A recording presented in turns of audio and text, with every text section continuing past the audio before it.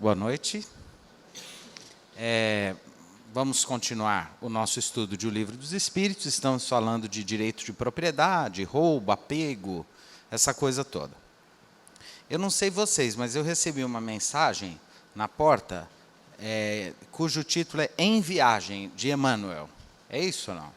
Todo mundo recebeu? Todo mundo deu uma lidinha ou não? É bem interessante, não é?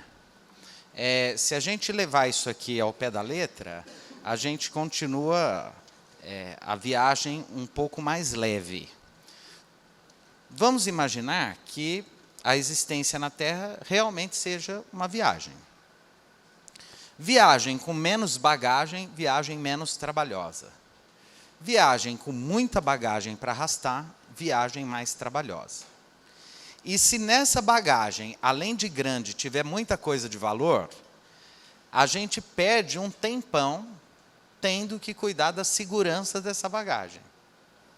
Então, vamos imaginar que a gente vai fazer uma viagem, sei lá, de férias. E aí a gente leve muitos tesouros, né? Arcas com muito tesouro. Né? Fala, não, vou levar, porque vai que tiram de mim.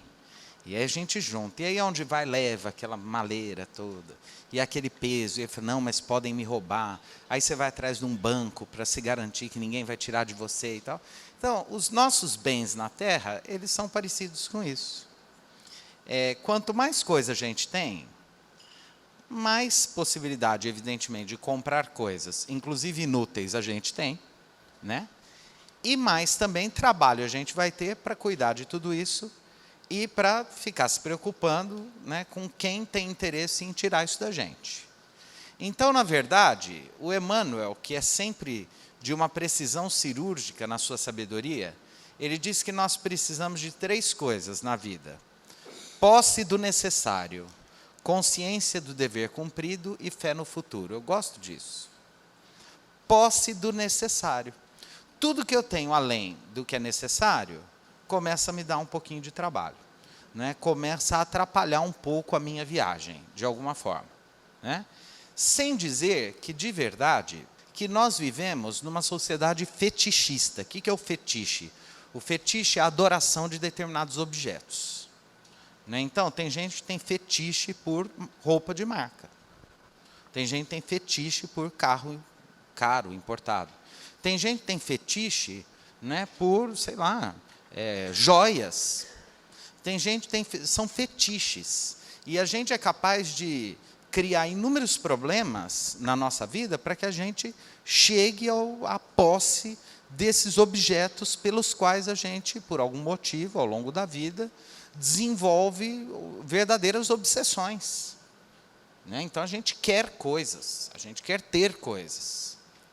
E aí, isso cria uma série de problemas, porque as pessoas não chegam nisso do nada, elas chegam nisso porque uma vai falando para a outra e se cria uma coisa chamada cultura, né? Nós vivemos a cultura do consumo desenfreado, do consumo neurótico, do consumo quase histérico.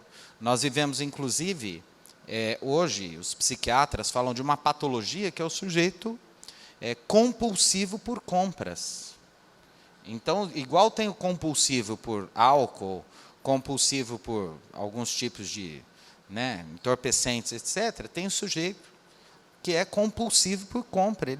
Você der um cartão para ele compra assim, em meia hora ele faz compras gigantescas, né? Às vezes compromete o orçamento do lar, da família, mulher que faz compra no nome do marido, marido que faz compra, filhos que roubam, às vezes, cartões da família, vão lá, gastam tudo, tem que vender a casa para pagar o que gasta e tal. Então, assim, e as pessoas, quando são entrevistadas, gente que tem esse tipo de problema, fala assim, olha, isso me acalma, né? Eu estou mal, vou lá, compro e volto mansinho. Aí chegam os boletos, a pessoa não tem dinheiro para pagar, e muitos chegam até a tentativas de suicídio depois. Isso é muito comum, por exemplo, no transtorno bipolar. O sujeito tem uma fase maníaca, sai comprando, ele acha que vai ter tudo, depois ele cai, vê que não era nada daquilo, cai numa depressão profunda, um dia ele cansa desse vai e vem e se suicida, né? Então, é muito comum esse tipo de situação. Por quê? Porque vivemos cada vez mais numa sociedade fetichista, que tem fetiches. Então, nós queremos morar em determinados lugares, nossa casa tem que ter determinadas coisas. A gente não dá conta de morar em lugares que não sejam da elite, do status, né? E às vezes a gente dá conta, mas se os nossos filhos não dão, a gente se sente complexado, porque nosso filho não ficou rico e o filho do nosso amigo hoje é um grande executivo e o nosso não rolou de ficar rico, e a gente tenta esconder, finge. Por quê? Porque a gente é de uma bobeira incrível, nós somos de uma infantilidade espiritual tremenda, somos de uma capacidade incrível de bobeira para a vida, somos de uma burrice estratosférica, e aí a vida passa e a gente se perdeu nos labirintos dessa bobajaiada toda, dessa papagaiada toda, e chegamos no mundo espiritual, às vezes exatamente do mesmo jeito que a gente reencarnou. A gente vem aqui, patina, patina, patina, se perde no labirinto de um monte de coisa que não tem importância nenhuma para a nossa vida espiritual, para a nossa eternidade, e não rola. É mais uma encarnação que a gente perdeu e não rolou, porque a gente ficou perdendo muito tempo com essas bagagens dessa viagem desnecessárias. Então, quem viaja bastante, principalmente quem não é muito rico, mas gosta de viajar, pode confirmar isso que eu estou falando. A pessoa que viaja muito, que tem o hábito de viajar, e que gosta, e que vai aprendendo, ela faz cada vez uma malinha menor. Vocês já notaram ou não? É interessante. Quem não viaja, quem às vezes pobre tem dificuldade de viajar. A hora que viaja quer levar o cachorro, o papagaio, o freezer, né? Aquela coisa toda, leva tudo. Então assim, a pessoa que viaja muito, ela vai aprendendo o tipo de roupa que não ocupa muito espaço, ela vai dobrando para dar aquela, né? Tudo para ficar mais prático, menor. A nossa vida na Terra deveria seguir o mesmo padrão. A gente deveria simplificar as coisas. Por quê? Porque ao retornar para o mundo espiritual, quanto mais proveitosa foi a nossa viagem, tanto melhor.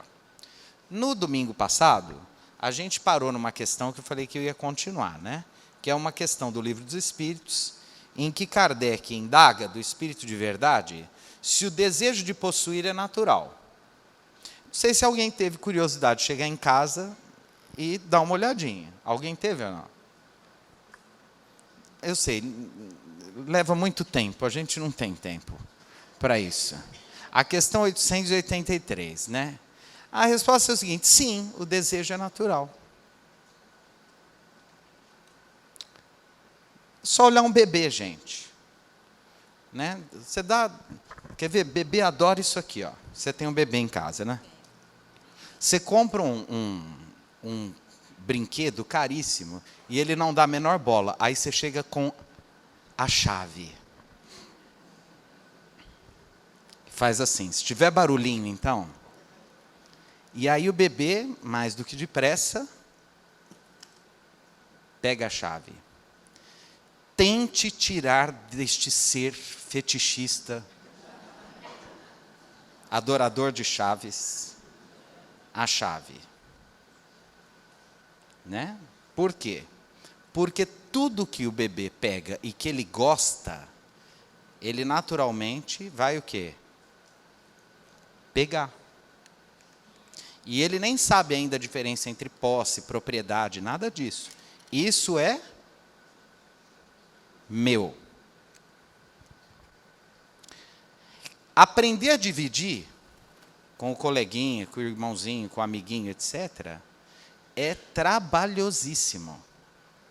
Por quê? Porque o primeiro impulso é dizer isso é meu, com tudo, inclusive. E é tão meu que eu faço o que quiser. Inclusive, vejo se é gostoso. Coisas que o ser humano, quando nasce, tem um determinado momento do desenvolvimento que tudo ele leva à boca. O Freud chama de fase oral. Vai para a boca. Porque eu preciso saber. E para saber, eu preciso saborear. Por isso que o verbo saborear e o verbo saber vêm da mesma origem latina. Sapere, sapore. Eu sei mais aquilo que eu saboreio. Por isso que a experiência é um conhecimento de todos o mais válido. Quem tem experiência sabe mais que todo mundo em determinada área. Por quê? Porque saboreou algo. Né? Eu posso estudar um fruto, sei lá, uma romã.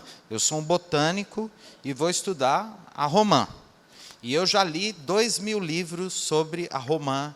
Tenho uma coleção de fotos de romã. E comprei até um perfume cuja essência lembra a romã. Ah, e um chiclete sabor romã. Eu vou saber muito menos do que qualquer um que, tendo acesso a uma romã, rachada de madura, levou à boca e deixou, né, aquele precioso líquido banhar-lhe a boca e a face, tocando-lhe a língua.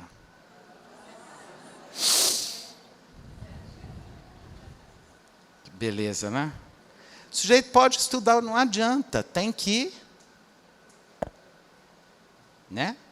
Por isso que você está lá, namorando, seu namorado te deu uma mordida, ele está querendo saber sobre você. Né? Então a criança, ela quer comer. Algumas tribos antigas, etc., inclusive lá no Oriente, Japão, aquelas coisas primitivas, etc., eles, quando tinham um inimigo que morria de forma corajosa, eles comiam a carne do inimigo. Por quê? Que eles queriam, eram canibais, mas não era um canibalismo, porque acha a carne gostosa, não é isso. Porque eles acreditavam que comendo a carne do inimigo, eles passariam a possuir as virtudes heróicas daquele inimigo que morreu resistindo. Se o sujeito se entregasse, era uma carne que não servia, porque eu não quero comer algo que me torne covarde. Mas se o cara morreu lutando, eles queriam comer, porque aí acreditavam que iam estar na posse daquelas virtudes que o inimigo tinha. Então, é natural que a gente queira possuir coisas. A criança quer possuir. Durante muito tempo, a criança acha que ela e a mãe são a mesma coisa.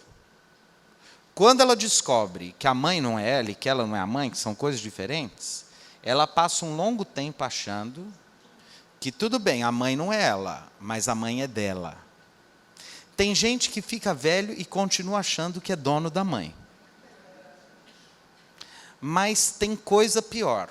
Mãe que envelhece achando que é dona do filho. E gente achando, marido achando que é dono de mulher, mulher achando que é dona do marido. Tanto que a gente usa o pronome possessivo. É meu filho, minha mulher, meu marido, minha mãe, meu pai. Né? Eu acho curioso, assim, a gente que observa, né? Que vive, olha as coisas. É muito interessante. Dificilmente alguém chega em casa e vai perguntar da mãe sobre do pai para a mãe, né? Então é comum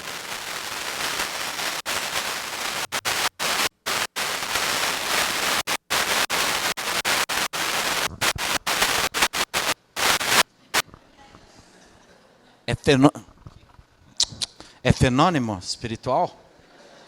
Ah? É comum, né? A pessoa chega em casa assim, chega para a mãe e fala assim, cadê meu pai? Porque antes de ser marido dela, é meu?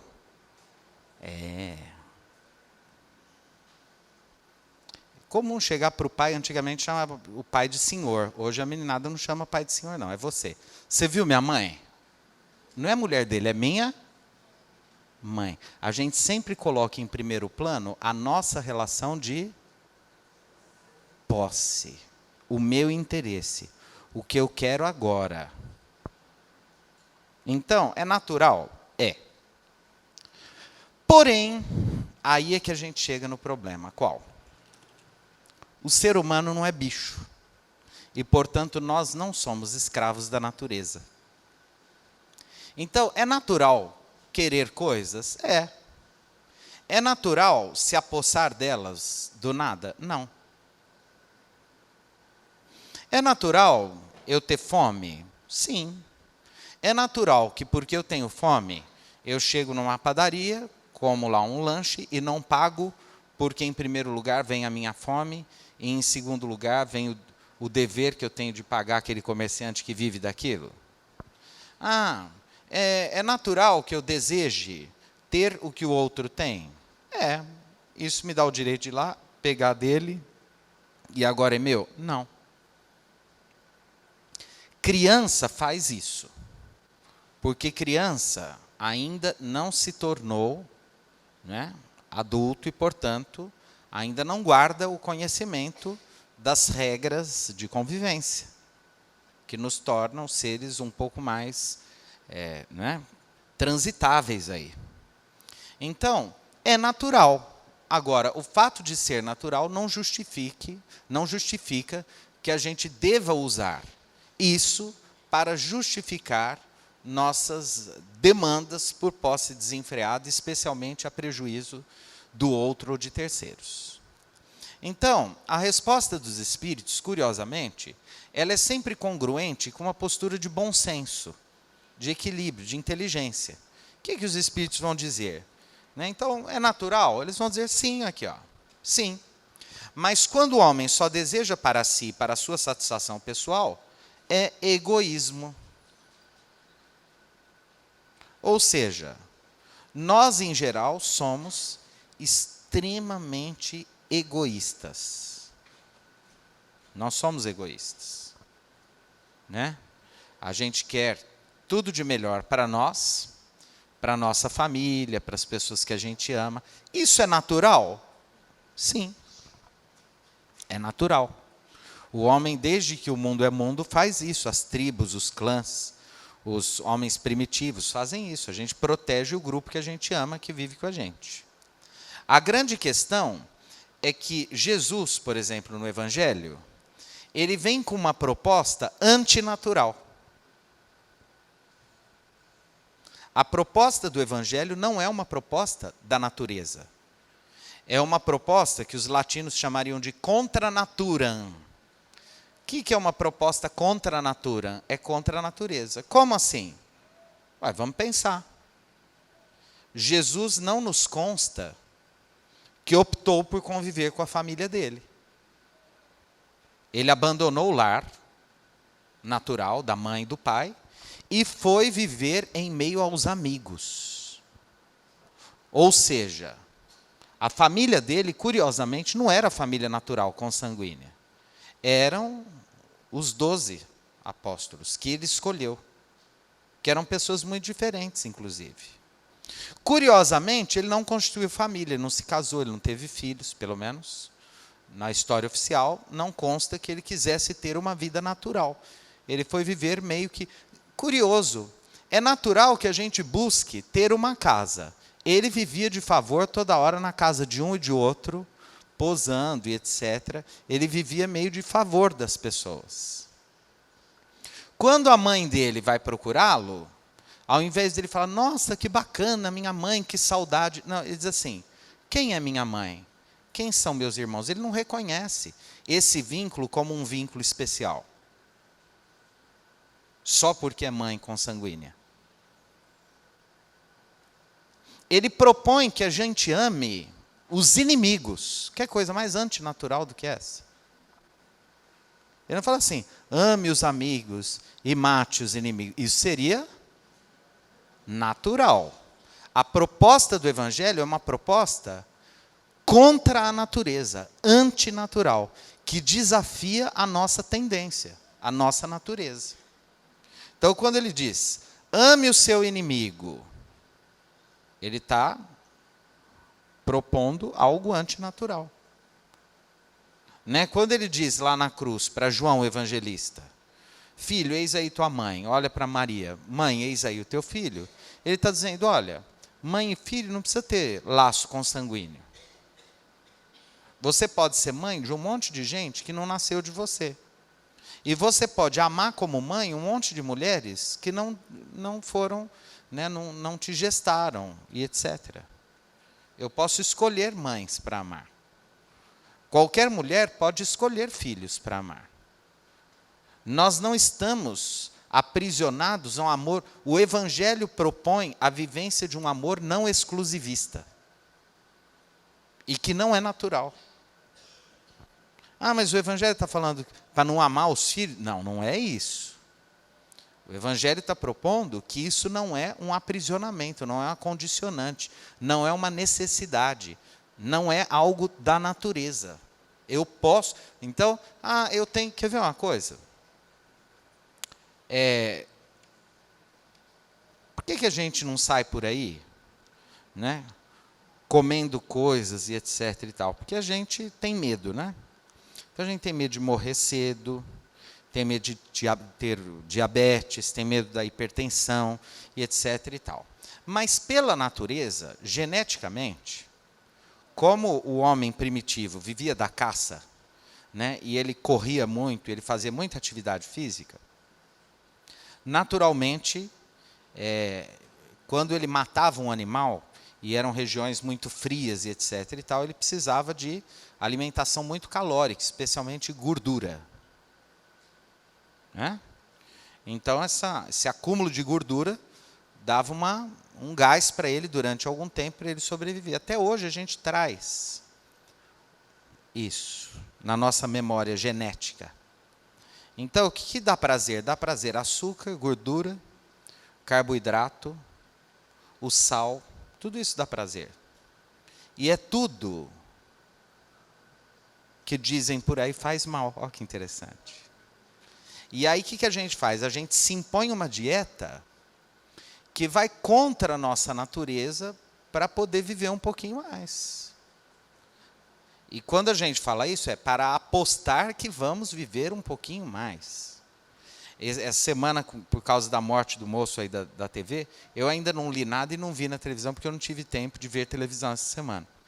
Mas eu ouvi assim, as pessoas comentando que foi uma grande comoção nacional, aquela coisa toda, né?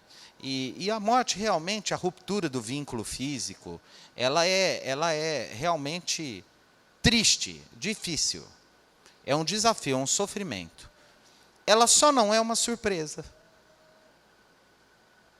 Por quê? Porque qualquer um de nós pode morrer a qualquer instante. Né? A tia Dalva, que está aqui, né, do Tamburus, do nosso Adelino. O Adelino Tamburus morreu fazendo uma palestra, como eu, no sanatório. Faz quanto tempo, tia Dalva? Já. 40 anos, olha aí. Estava lá no sanatório, belo, né, e saltitante. Terminou, então até o próximo domingo. Pum, acabou. Está aí a tia Dalva até hoje. Aí, ó. E ela está sacudida lá, depois de 40 anos. Está lindona lá. Ó. Não é? Então, assim, sei lá, eu não sei. Eu acho que seria uma glória morrer aqui. Hoje eu estou muito gay, não estou? Com todo respeito, mas está saindo, sei lá. Né? Então, assim, de repente estou aqui, seria assim, meio operístico, né? Mas, de repente, a gente não tem a glória de uma morte assim tão, né, teatral. A gente morte, né, tá lá, jeito, atropelado, um skate. Tá atravessando, bateu a cabeça, né, morreu de susto. Um susto. Então, assim, não se surpreendam, nós vamos morrer, senhores, a qualquer momento. Ninguém sabe quando, nem como, nem de que jeito. Vai rolar. Pensem que daqui, provavelmente, uns 100 anos, nenhum de nós estará aqui mais. Não haverá ninguém para falar de nós, porque não nos conheceu. Enfim, nós sequer seremos a memória de alguém. Então, assim, cuidado com essas relações de posse, fetichistas. Né? A doutrina espírita, ela convida a uma vivência real dos postulados de Jesus, do Evangelho. Né? Essa coisa assim, realmente a tentativa de uma vida em que a gente se discipline contra a nossa natureza. Só que aí tem um trecho da mensagem que a Dani leu para a gente hoje, também do Emmanuel, em que ele diz assim: é quase impossível seguir sem erros. Então tem gente que fica muito preocupada, mas quem sou eu? De verdade, você é você, no lugar que tem que estar, né? O único aí no universo. E o Emmanuel está dizendo, é quase impossível seguir sem erros. Então nós vamos errando o tempo todo. Erra um dia, erra na outra semana, erra no outro dia. Agora a gente vai tentando errar menos, já que é quase impossível não errar. A gente vai tentando errar menos na nossa caminhada evolutiva. A gente continua no próximo domingo. Então, que Jesus nos abençoe, nos proteja e nos ampare.